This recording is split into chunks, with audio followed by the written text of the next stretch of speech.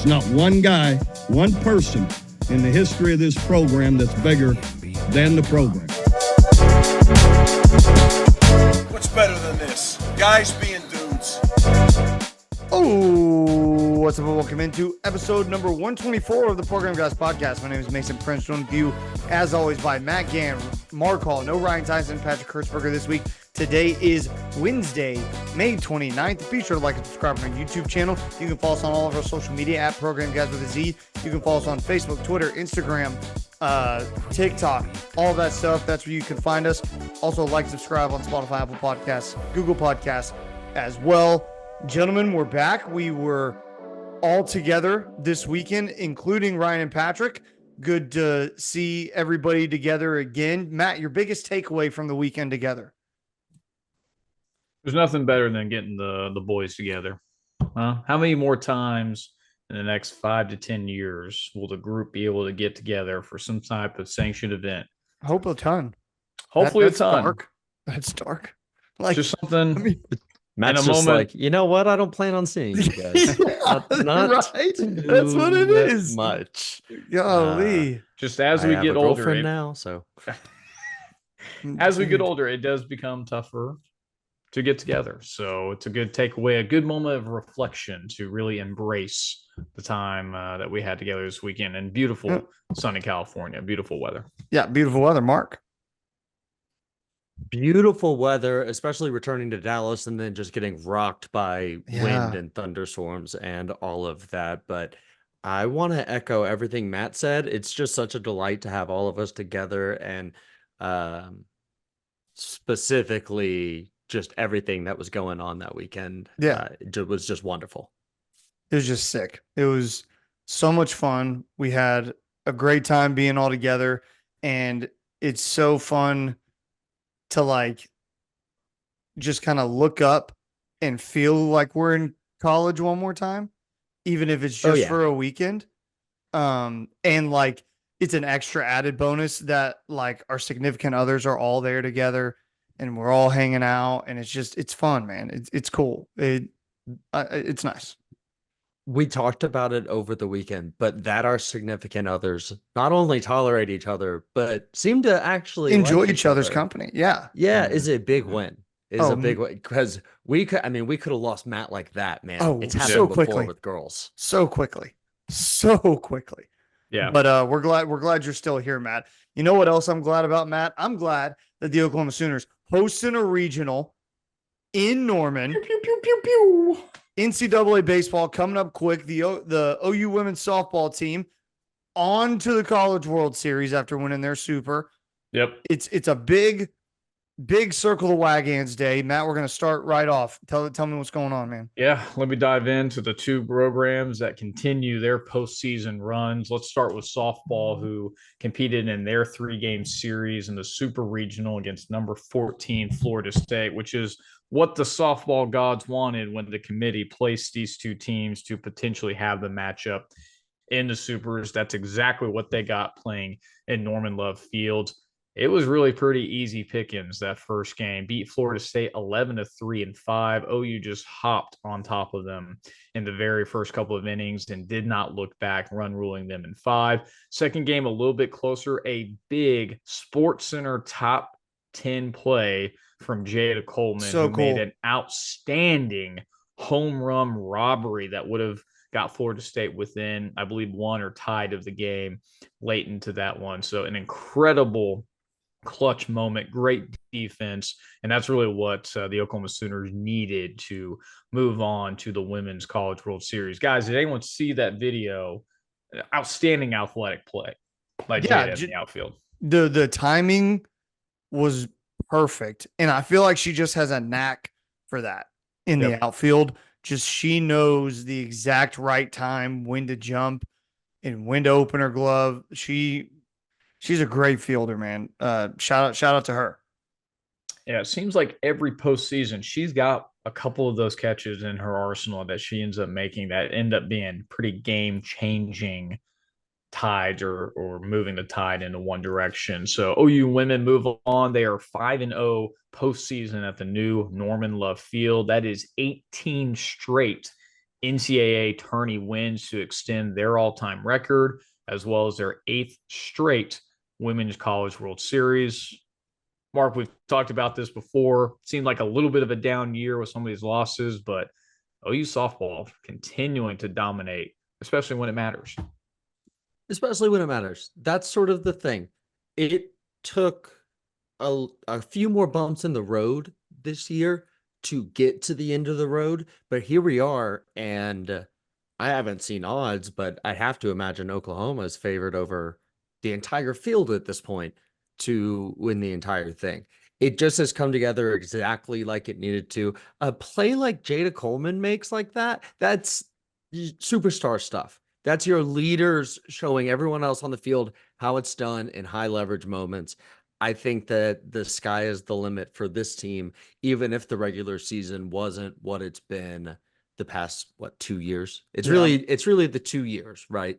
So incredible to see it really kind of turn on now. Yeah, Mike McDaniel, who's the Miami Dolphins head coach, has like a quote that he always tells his team that adversity is an opportunity. And I'm sure it's not his. I'm sure he got it from someone else. But that's what this team really feels like that they've responded to is they had adversity through the regular season, something they haven't had in a couple years, right? They've stormed through every regular season that they've had the last couple years.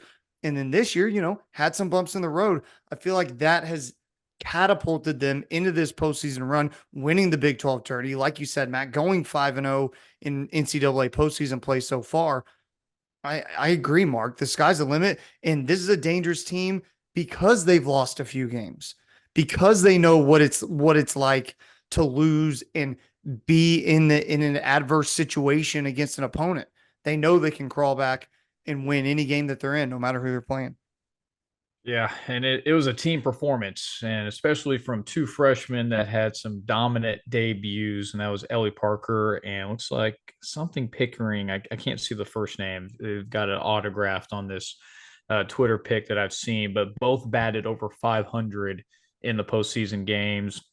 A couple extra base hits, over 3 home runs, and over 12 RBIs. So to get that type of performance from freshmen, that will only catapult your team into winning more and more of these high profile games in the pro season. So they will end up playing number 7 Duke, who, as a reminder, we played in the very beginning of the year in Mexico when we beat them 3-0. We play them this Thursday, 1:30 Central. So make sure to turn on your tellies to make sure this game is on. This potential game would play the winner of Alabama, UCLA in the top portion of the bracket as they continue to play through the weekend to get to the championship series. On the bottom of the bracket, it is Texas playing Stanford, Oklahoma State playing Florida. So those are the top 8 teams as they continue to play round robin play in the first start of the Women's College World Series before moving on. Again, I think OU got a better of the brackets playing Duke, UCLA, and Alabama. This has another making to make another run for this team as they go for the trifecta 3 in a row for softball. So good luck to the women this upcoming week. Let's get to the other team in the postseason, the other diamond. That is OU baseball, who played in the Big 12 tourney in Arlington at Globe Life Field. Played their first round opponent, TCU, beating them 4-0 before winning back-to-back games against Kansas, 7-5, 8-6, advancing to the championship round against Oklahoma State. And remember, all these teams are moving to the SEC, so this is the last Big 12 game that OU will play. They ended up starting slow and ended slow, losing their last ever Big 12 game to Oklahoma State 9-3. But even through all of that, OU will host as a number 9 seed in the Norman Regional, where they will play ORU, UConn, and Duke. That will start this Friday. We've already played ORU twice, beat them 10-0, and lost 1 3-1 throughout the course of the year on those Tuesday away games. Neither OU or OSU or any Big 12 team got a top 8 seed in the regional is a little bit mind-boggling, knowing that both these teams have been playing pretty good ball to end the season. And I'm not sure what the significance is of a top 8 seed versus outside of it. I think there is some kind of You home host field the advantage. if you're a top 8, you're going to host a super regional. Okay. If you're Gotcha. guaranteed to host a super regional. Yeah. So that's the difference. But where OU's lined up, I'm sorry, Matt, to interrupt you here, go but ahead. if Alabama is able to beat Florida State in Tallahassee in that regional, then OU Alabama will be the super in Norman. So it's OU Florida State essentially if they both win their regional, and then OU would have to go to Tallahassee as it's a 9-8 matchup. Okay. That's the way that works out. Yeah. Sorry. No, that makes a lot of sense. Now I can see why OU Twitter, when they were doing Selection Sunday, and neither one of the Big 12 programs got a top 8 seed, why that is such a significance when you could potentially host a super as well. So that definitely makes a lot of sense there. I would say the earlier projections had OU actually having LSU and Dallas Baptist, who Dallas Baptist has been a thorn in the side of OU baseball this year. And obviously LSU coming off a pretty significant run in the SEC before losing a tight one to Tennessee in the SEC championship game. But those are two pretty good programs that OU avoided. Not saying that UConn and Duke aren't, but LSU known for going to the World Series in consecutive years and being pretty darn good. Yeah, you did not want to see LSU right now. Not after the run they had. This is the wrong time to draw LSU, and that's really good for OU to not have to see them. Yeah. Either way, this team will be hosting a regional for the first time since 2010. Almost 14 years ago since teams have come to Norman to play at L Day Mitchell Park. So a very exciting time for obviously both OU softball and OU's men's baseball as they're hosting or did host, are hosting, and will continue to fight in the postseason. They will begin play, I said, on Friday. The one last program that was playing OU's men's golf, they were competing in the NCAA championships in Carlsbad, California, so not too far from where we were this past weekend. And despite them putting together two of the field's best rounds over the final 2 days, they saw their season in on Monday when the Sooners finished one shot outside the top 8 cut. They finished at plus 26. Then they got edged out by Mark's favorite school, the Georgia Tech Hornets, at the end Yellow of it Jackets. all. Yellow Jackets, my God. The Yellow Hornets. Mark, takeaway, is Georgia Tech just that much better than OU men's golf? I wouldn't say that necessarily, but you have to consider it's probably the best engineering school in the country, short of possibly like an MIT, right? And so there's got to be something to that when you're talking angles and mechanics. I just think that they would have all of that down pat, and clearly they just had a little bit more this season. Hell of an engineer. Hell of an engineer. Yeah. I believe Illinois, when I was looking at the score sheet, when they finished off match play, they were ahead by quite a few number of strokes. So even if OU made the top cut, I don't think they would have had a chance to get all the way there. But it was their 21st all-time top 10 finish at the NCAA championships. And I saw some of the post exit interview by Coach Ryan Heibel saying how proud he was of the guys and Hibble. And they have a lot to work on. They have a lot of guys coming back, a lot of experience from this year. They had 3 total wins on their run to the postseason. So a lot of good experience coming back. And this program is very consistent about getting to the postseason. So I have no doubt they will be back there next year and the years to come. So OU's men's golf ending their season this past Monday, but good luck to OU's men's baseball and softball this upcoming week. That is Circle the Wagons. Thank you, Matt Gann.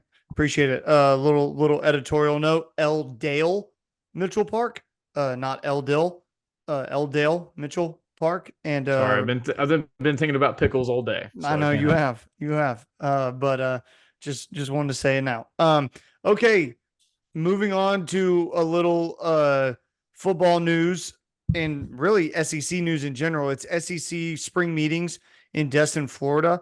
And I saw that Jenny Baranchik, Porter Moser, Joe Castiglione, and Brent Venables down in Destin for those SEC meetings. And they had some bowl games that I wanted to talk about. These are the SEC bowl games that SEC gets bids to. Okay, so AutoZone Liberty Bowl, Duke's Mayo Bowl, SRS Hey, distribution. can you say where these are while you're Absolutely, doing yes. Liberty Bowl in Memphis, Duke's Mayo Bowl in Charlotte, this? Okay. Distribution Las Vegas Bowl in Vegas, Oh, Cheez-It Citrus Bowl is in Orlando, Trans Perfect Music City Bowl, that's Nashville, Birmingham Bowl in Birmingham, Relia Quest Bowl, that's Tampa, Tax Slayer Gator Bowl, that's Jacksonville, Tax Act Texas Bowl in Houston, Union Home Mortgage Gasparilla Bowl in Tampa. So those are the guaranteed SEC affiliated bowl games. So if OU's going bowling, that is where they will go. And the college football playoff, we already knew. But in other news, Brent Venables was there. And George Stoya of Soonerscoop.com was there on the scene and had an interview with Brent Venables. He says he talked to Brent for nearly 40 minutes on Tuesday morning in Destin. He had some quick takeaways. I just kind of want to run through those and kind of get our thoughts on them real quick. Shout out to George getting to talk to Brent as well. He loves the addition. This is Brent. Brent loves the addition of Dominic Williams, especially his size and experience. He raved about Branson Hickman and says the offensive line has tremendous potential. Says he's been watching film of SEC opponents since January. Says it's an unforgiving league. Points to Stutzman and Bowman as two of the biggest leaders on the team. Says he is not worried about Jackson Arnold living up to the high expectations. So that's just like the main takeaways that George had. Mark, anything stick out to you from what I've just mentioned? I know I kind of threw a lot at the boys there to start.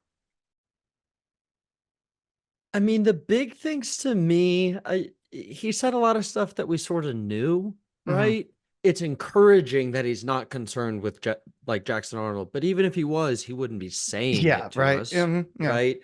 I think it is, I mean, kind of obvious that Danny Stutzman and Billy Bowman would be leaders on this team. Those are the oldest guys. I mean, you throw Woody Washington and Ethan Downs into the mix, and we know Ethan Downs is that kind of a guy for the players up front.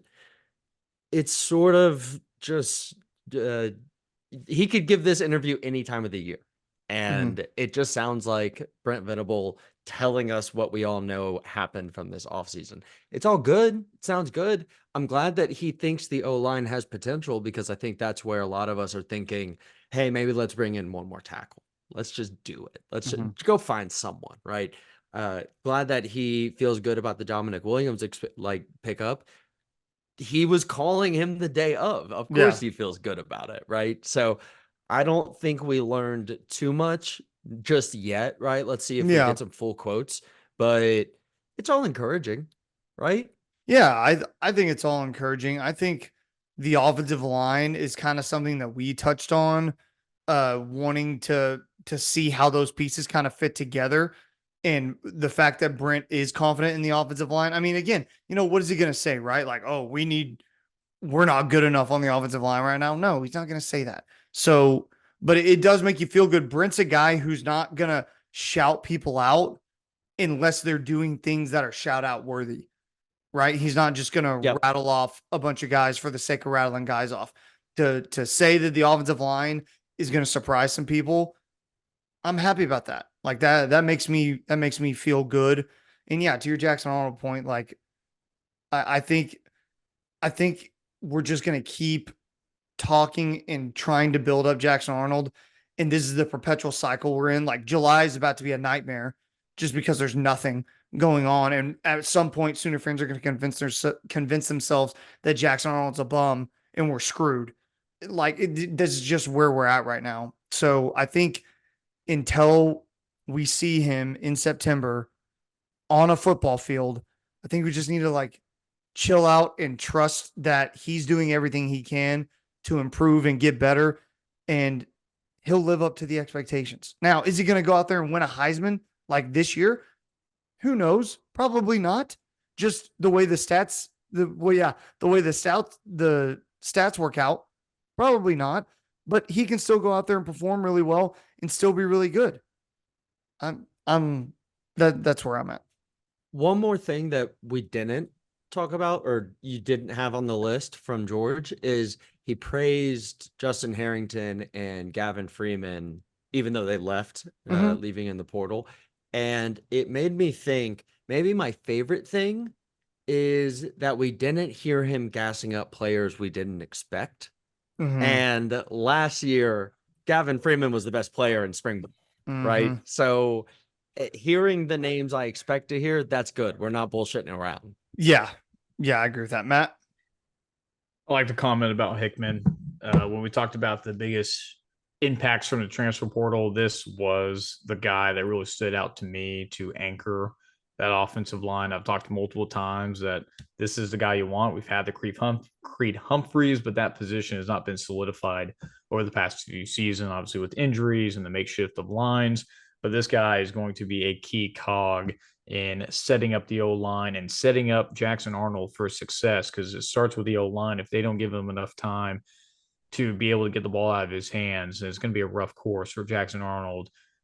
To Britt Venables' point, it's an unforgiving league. Week in and week out, there are just going to be dominant athletes. We're talking first, second round NFL draft picks on both sides of the ball, especially on the defensive side. They're going to be rushing Jackson Arnold. So to be able to have a veteran who's played a ton of snaps, a ton of games, all American at his position, or at least for the athletic or AAC conference, this is the kind of guy that you need. And he's going to be, I think, from my standpoint, or at least my view, the biggest impact from a transfer that we'll have so far, because he's going to be so crucial to where this offense goes. When it's an unforgiving league, I think of two things. I think of one, the SEC is a gauntlet. Week in and week out, these teams are not Kansas State, Iowa State. No, respect to all those teams, but they're not Alabama, Georgia, LSU. Our last three games of the season are at Missouri, at home against Alabama, and then on the road at Baton Rouge and LSU. These are just different type of environments and atmospheres. On the flip side, even when we host these teams, I was talking to one of my buddies that goes to LSU, these SEC schools are going to show out. They're going to have 8,000 to 10,000 plus people show up in Norman, Oklahoma for these games. The guy at LSU told me, even at LSU, they have an RV park just for people who bring their RVs to park at the games. OU has nowhere to park. Go ahead, Mark. Lloyd Noble, we have that. But to the Lloyd extent, Noble on a game day? yes, to the extent though that what LSU, I mean, they have like 3 full-size parking lots for just RVs alone. That just the sheer size and the magnitude is really what I'm trying to get here.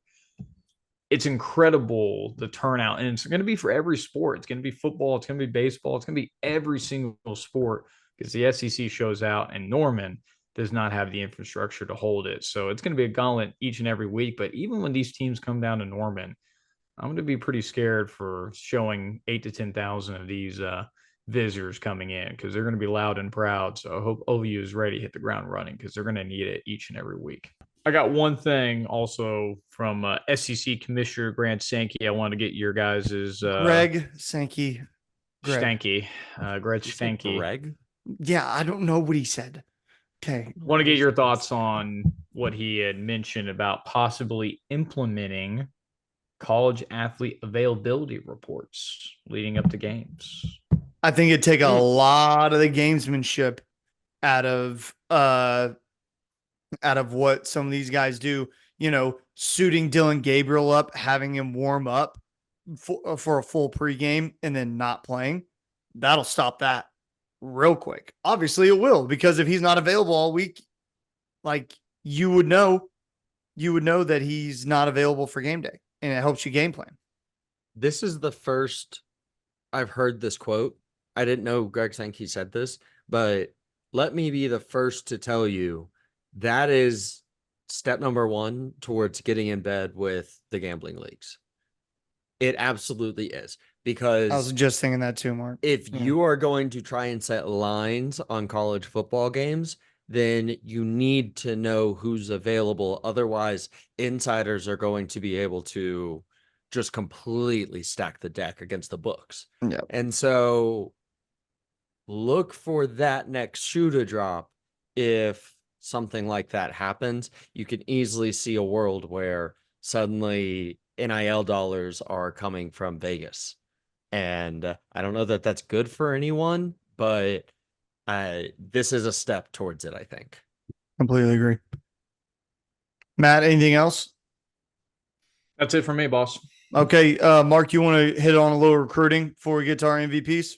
Yeah, just a handful of guys that either set their OVs or there are some small updates on that I think we could all afford to just get to know the name. Like, it's not like any of these guys are locked yet, right? So we've got 4-star linebacker Christian Jones. He's out of Omaha, Nebraska, and he is a heavy favorite to choose Nebraska according to On3. But here's the funny thing. He's had 3 OVs. He goes to USC, then Nebraska, and then Oklahoma. So there's a real chance there for OU to come into Nebraska and, like we did with Caden Helms, like we did with Cade McIntyre, take a highly regarded prospect. I think that would be great. Another linebacker, Elijah Melendez.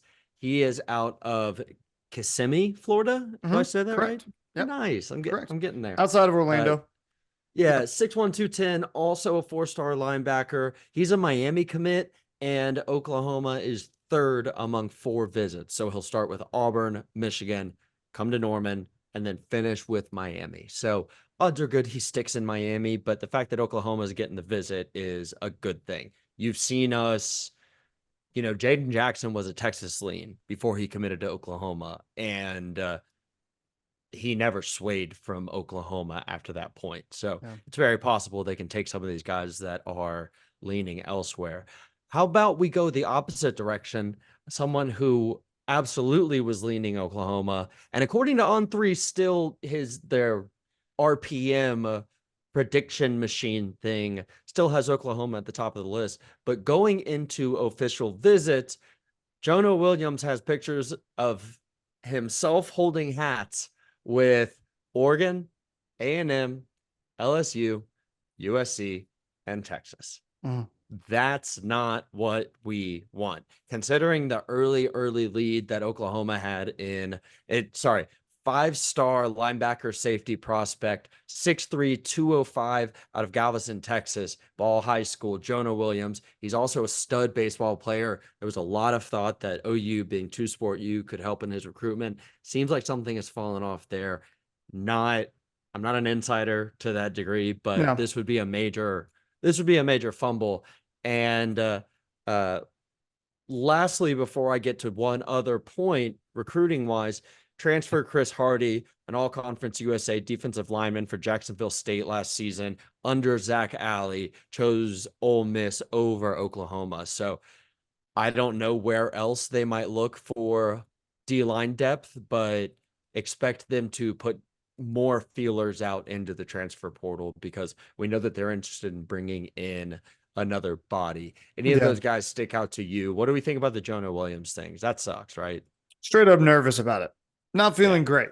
Not feeling great about it. Especially when you take into account Brent Venables' commitment policy and like what it takes to be a commit, and the fact that he doesn't even seem to be close to that at that point for us doesn't make me feel ideal. And knowing how you have to recruit now, especially with the transfer portal, like you have to know who's locked in and who's not, especially because you can dip into that transfer portal as much as you can. Like you have to know. And if you don't, like, of course you're still going to try, but maybe you don't try as hard. And maybe that's the difference, Matt, what do you think about those who would say, well, this is a result of the policy. They don't want you to commit too early and then change your mind. Yeah. Hey, go take these visits. You've been to Oklahoma a ton. We know who you are. You know who we are. Enjoy the process. Do you buy any of that, Matt, or do you think this is as negative a sign as I do? It's definitely a gut punch, especially early on, knowing that Joni Williams was potentially going to be that centerpiece for this 2025 class. Because right now, even without that guy, OU right now is number 3 all across in recruiting rankings, which is number 1 in the SEC right now. I'm looking it up right now if anyone wants the Who's your article, source? but they're Which behind. one? It is. I'll have to send it to you. I'm not sure what the website is, but Well, the class is On3 number has 3. us 12th in the country. Really interesting. For 2025. Yeah, this was last updated yesterday by Sooner Pulse. Oh, okay. I'll get this updated, or I'll get this Cade Kimball last updated. But number 3 in the nation behind Notre Dame and Ohio State. But OU is still missing, regardless, that key centerpiece to build the class around. And Jonah Williams was that guy to possibly do that.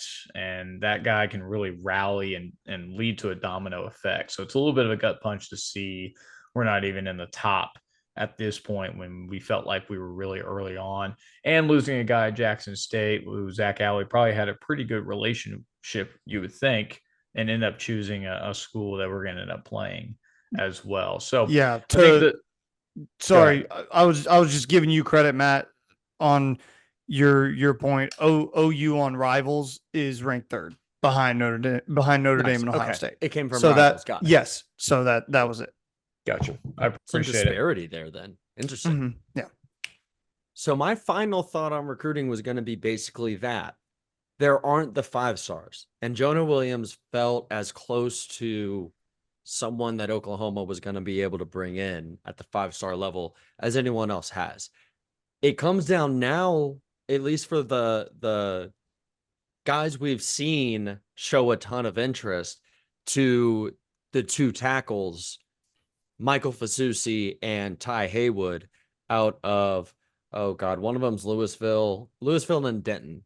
So Fasusi is Louisville, Haywood is Denton. Fasusi was very interested in Oklahoma early. Texas has sort of taken the lead on that. He's 6'4.5", 285, according to On3, and is probably going to land at Texas. Guys don't normally flip from there with too much regularity. On the other hand, though, Ty Haywood out of Denton, 6'5", 280. On3's got Oklahoma lean there and has for a while.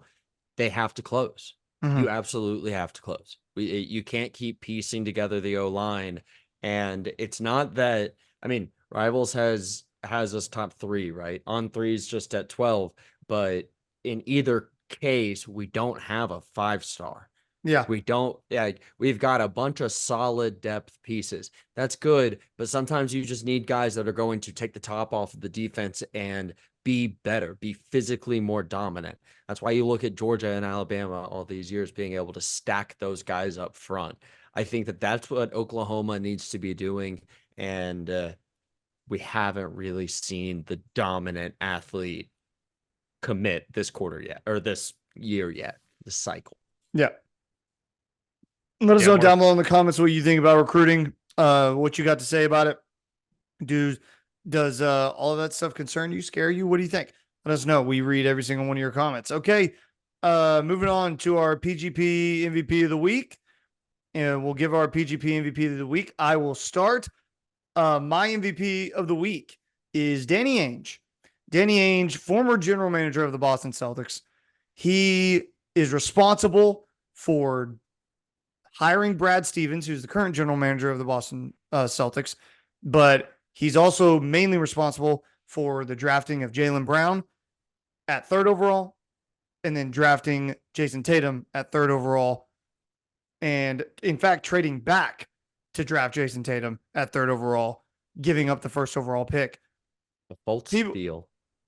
People laughed when the Celtics took Jaylen Brown. There were tweets. Worldwide Wob was one of those, who's a big voice in the NBA social media community, saying, he said his tweet, he deleted it, but he was saying they're going to laugh Adam Silver off the stage when he says Jaylen Brown. And here we are. Jaylen Brown leading the Celtics to the Eastern Conference, or to the to the NBA Finals, won the Eastern Conference Final MVP after a sweep of the Indiana Pacers. Jason Tatum, the third most points in NBA playoff history for a man under 26 years of age, up there with Kobe Bryant and LeBron James. He averaged 30 in the Eastern Conference Finals. Danny Ainge knew what he was doing. And in Danny Ainge we trust. We still do, even though he's with the Jazz. I love Danny Ainge. Every Celtics fan, I'm sure, still does. I love you, Danny Ainge. Thank you for everything you did. Shout out to Jaylen Brown, Jason Tatum.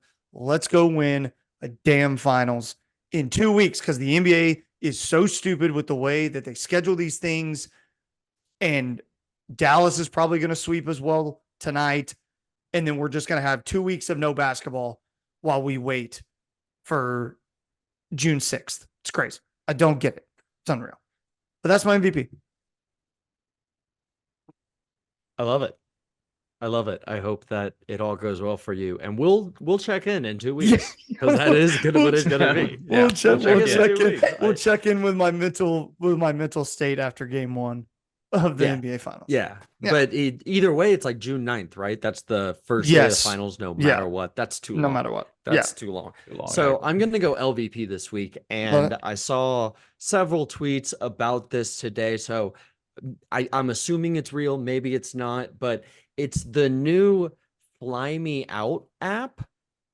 Have you seen this? No. Have you seen this? Oh, no. So on this app, you can sign up, make a profile, and apply to attend trips, and people will fly you out to whatever the trip is. So, you want to go to Cancun? Someone has put a requisition out there for people to join them in Cancun. What? So it's the middleman for the Instagram DM, right? Wow. And I'm going LVP because while there's a market for this, I think the first market it's going to hit is actually going to be murderers. I think that murderers are going to hop on there Big time. Fly people out, and then you're just there. You're stuck and you die. I think that it is an awful, awful idea, and I hope everyone stays away from it. We are not sponsored. We do not endorse Fly Me Out. We don't like them. My LVP for the week, the Fly Me Out app. Don't use it. You might get killed. Sounds like something a murderer would say. You know, you're right. I'm trying to save lives. Yeah, trying to save lives. And I'm going to have Mason expand on my MVP once I announce it to get more insight, because it seems like a most valuable, according to Twitter as well, but the retirement of Angel Hernandez, which I also watched a whole entire clip of just like 5 minutes of just horribly bad calls. And again, they're all taken out of context. I think umpires always make bad calls, but it seems like this specific umpire, a lot of people rejoiced in the fact that he retired. Mason, can you expand a little bit more on Angel Hernandez retirement? It's just not that he's bad, which he is. His strike zone is egregiously inconsistent, no matter what game he's at. It's not just that. It's the fact that he is an asshole to everyone, to managers, to players. He's an asshole. He's a jerk. And if you're going to be bad, at least be nice, you know, but he's the stereotypical, like, alpha like what I say goes and what I say is right all the time, 100%. And dude, now that there's instant replay and replay on calls in the field, it's not just behind the plate. He's bad in the field. He can't call people out at first base correctly. He's awful. He's so bad. And he says he wants to go spend more time with his family. That's super weird that you want to spend time with your family in the middle of a baseball season and this is your job. That's super weird. Sounds more like you got fired, but and they like threw you a bone and said you can retire. Yeah, that's 100% what it was. So yeah, he's just not good. I wish him the best in retirement, but yeah, he's a jerk. And you can easily look up all of the compilations out there, not only of just his behind the plate calls, look for his in the field calls. Look for him throwing people out of games. It's bad. It's really, really bad. He will not be missed by me. So I think I was right in my saying MVP for Major League Baseball. Yes. And the retirement of this umpire. So that is all I got. Beautiful. Anything else before we get out of here, guys? Miss you, Ryan. Miss you, Pat. Miss you, Ryan. Three Miss you, amigos Pat. strike again, huh? Hey, we're back at it, baby. Always do. We're going to be back at it again next week. We can't wait to see you again next week. It's going to be sick. Thank you for joining us. Episode 124 is in the books. Be sure to like, subscribe on our YouTube channel. Follow us on all of our social media at Program Guides with a Z is where you can find us on TikTok, Twitter, Facebook, Instagram. That's where you can find us. You can also find us on Spotify, Apple Podcasts, Google Podcasts, all of that good stuff. That's going to do it. Matt Gann, take us out. Keep pushing it, baby.